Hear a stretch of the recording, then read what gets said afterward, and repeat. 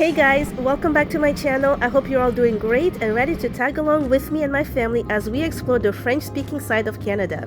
If you're new here, you might not realize that it's been a while since my last upload. I took a little break from editing, but I did film a lot, so stay tuned. I'll be sharing many new videos over the next few weeks and I hope you enjoy them as much as I did making them.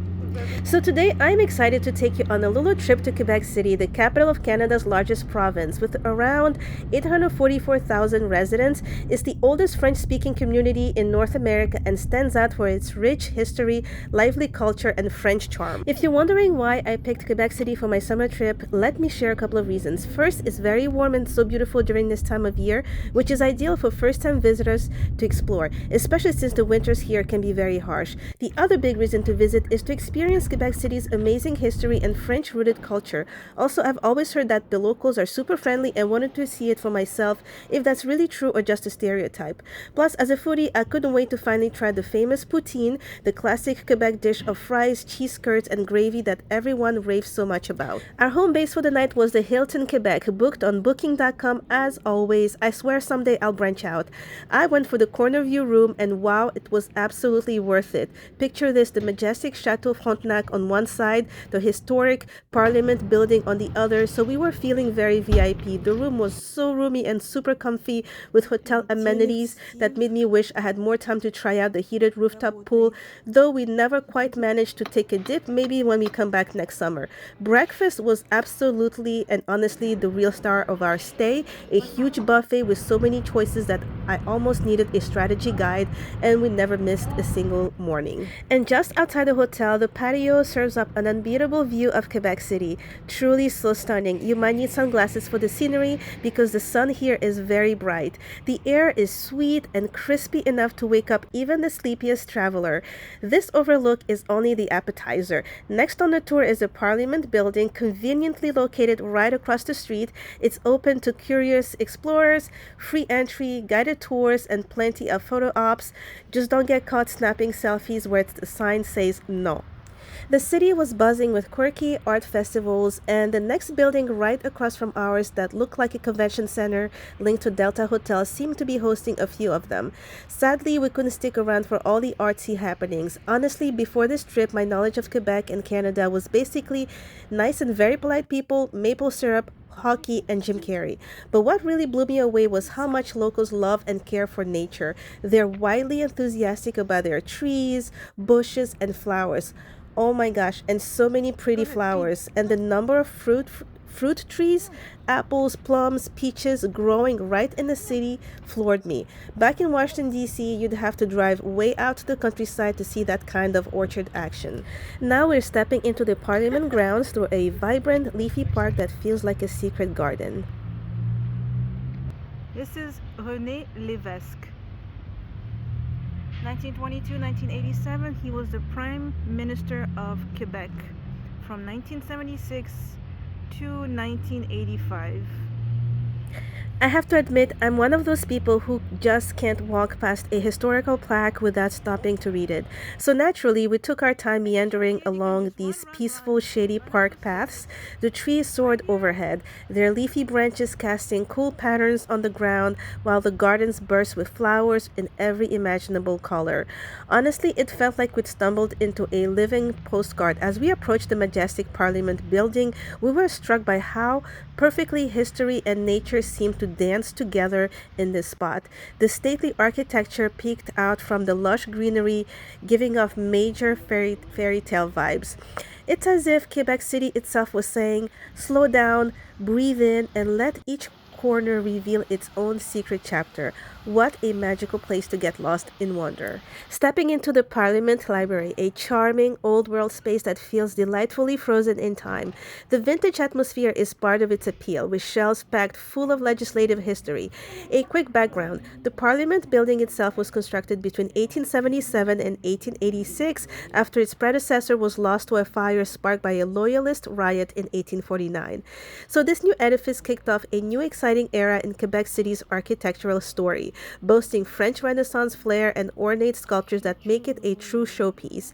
So inside, the library offers a treasure trove of resources and welcomes visitors eager to dive into the city's political past. So if you can, join a guided tour. It's fascinating and adds depth to your visit. Even though the library isn't huge, its nostalgic vibe makes you feel like you've stepped into another era, and it's a memorable highlight for history lovers. On this day, we chose the self-guided tour of the Parliament, so this is the stunning Agora, a bright, modern gathering space crowned with a skylight and a gently sloping ramp. Built in 2019, the Agora radiates the spirit of unity and equality. Fair warning, there are plenty of stairs, great for our step count, but maybe not ideal for everyone. Though elevators whisk you between floors if needed, each area has its own tale, but the highlight for us was the Red Hall, Salon Rouge, no longer a legislative chamber since 1968, but now home to lively parliamentary committees and official events. Fun fact, the Red Hall gets its name from its dramatic crimson decor. Think plush red seats, glitzy chandelier, and regal vibes that make you feel like you're on the set of Bridgerton. This space is where politicians hold debates and celebrate, and concerts sometimes pop up. After our parliament tour and some extra time wandering the park, we set out to explore the city's vibrant neighborhoods. For a truly historic experience, I booked our stay right in Old Quebec, a picturesque district nestled within the lively borough of Limoilou. Here you'll find not only the iconic Chateau de Frontenac and the impressive Citadel, but also the lovely Quartier Champlain, with its boutique shops, countless restaurants offering all kinds of cuisine, and cozy cafes with both indoor and outdoor seating. Plus, there's a train station nearby if you're feeling adventurous. A quick 3-hour ride will whisk you off to Montreal and other destinations in Quebec. So if you look around Quebec City, you'll notice these massive old walls everywhere. It's actually a fortified city. They started building these walls all the way back in 1608 to protect the city's more vulnerable western side. Later on, they added the Citadel for even more security, making Quebec one of the strongest colonial strongholds in North America. What's really cool is that both the French and then after them, the British kept reinforcing these defenses. The walls and the Citadel were super important for protecting not just the city itself, but also the St. Lawrence River, which was like the city's main highway for trade and transportation. It's pretty amazing to walk through the city today and realize that you are literally surrounded by history. If you visit Quebec City, the St. Lawrence River is a must-see with gorgeous views and centuries-old history. Quartier Champlain, the oldest commercial district, is packed with colorful buildings, cozy cafes, and artisan shops. You can enjoy river cruises, whale watching, and explore the stunning Montmorency waterfall, which is taller than the Niagara Falls but not as wide. So stay tuned for my next video where I'll take you to Rimouski, a beautiful town just a few hours away. Our first day in Old Quebec was all about soaking up charm, strolling those adorable winding streets, and of course finally digging into the legendary Poutine. If you've never heard of it, it's Quebec's signature dish. Golden fries, perfectly crisp outside, fluffy inside, topped with gooey cheese curds and covered in the most savory, rich brown gravy. I'll admit it was so delicious I couldn't resist and ate it 3 days in a row. After that, I definitely needed a break. My body was begging for veggies. Let me know in the comments, guys, would you try poutine and how many days in a row could you eat it? Alright guys, let's recap our first day in Quebec City. My family and I started with amazing city views from the Hilton, Quebec, toured the Parliament building, then wandered through charming neighborhoods, snacked on poutine, and then did some more walking around.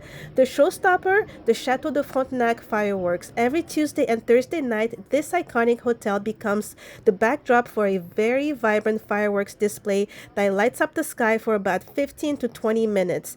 It's really a must-see experience if you're in town. So if you like this video, don't forget to like and follow the channel for more adventures. Your support means a lot, if not everything. Come back soon for our next travel story, and until then, keep exploring, stay safe, and have an awesome day.